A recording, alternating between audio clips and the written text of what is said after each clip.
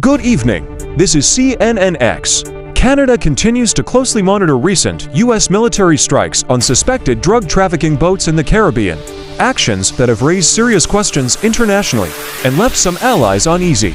Canadian officials stress that while Canada participates in the long-running anti-drug mission Operation Caribe, it is not involved in the USS lethal operations. Under Operation Caribe, Canadian forces typically use maritime surveillance aircraft and ships to intercept suspected narcotics shipments in cooperation with the U.S. Coast Guard.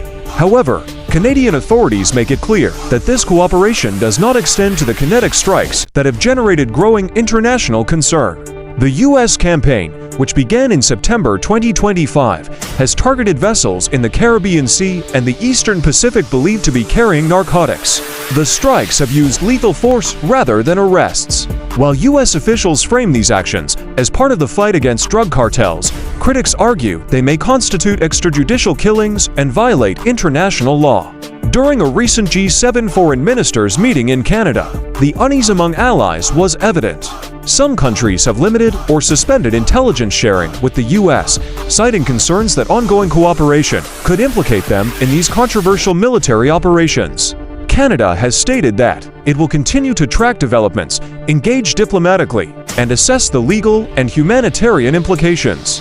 At the same time, it emphasizes that Canadian forces remain separate from U.S. strikes. The situation raises important questions. Can the U.S. justify these boat strikes under international law? Will more allies distance themselves or limit cooperation?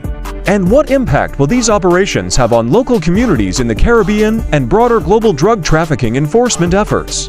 As the international debate continues, Canada maintains its monitoring role, reaffirming its commitment to lawful, responsible participation in anti-drug operations. That's all for now from CNNX. Thank you for watching.